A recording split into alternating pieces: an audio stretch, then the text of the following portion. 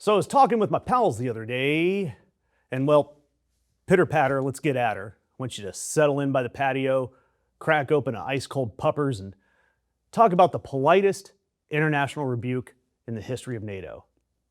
Canada, the country, the entire country, all 40 million of our amazing neighbors, is currently, rightfully so, giving the United States the finger. Sure, it's done with a smile while they're holding the door open for an elderly woman, and they're going to apologize to you for the inconvenience. But they're still giving us the finger. Take notes, America. This is how you tell somebody off. And numbers are backing this up.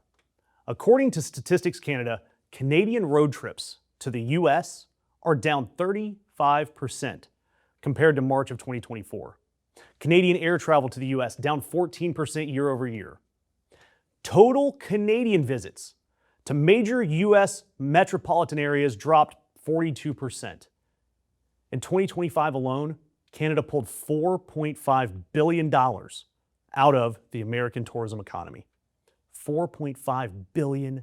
Air Transat, they're ending all their US flights by June. WestJet has cut US capacity by 19%. An airline called Flair, 58% drop. Air Canada, down 7%. Myrtle Beach is down 65.4% in Canadian visitors. Dallas, 50%. Grand Rapids, 53%. Las Vegas just had its lowest visitor count since 2010 if you don't count the COVID years. So what's Trump rotting skin doing about all of this? Nothing. There is no plan. It's just more posting, more tariffs, more 51st state. Just more true social meltdowns about how Canada owes us.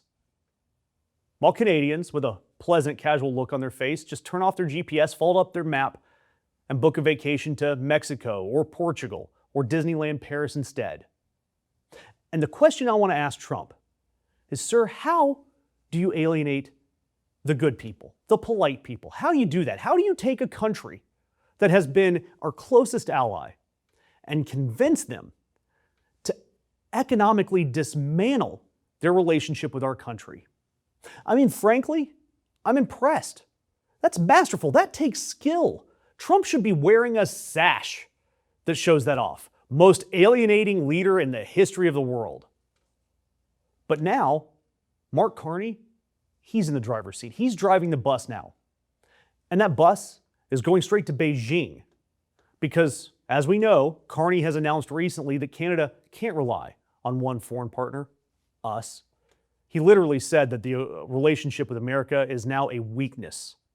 And he said the era of integration with us is over. Meanwhile, he's signing 12 new trade deals in 4 continents in 6 months. Went to Beijing and shook Xi's hand. Went to Brussels and signed an EU partnership.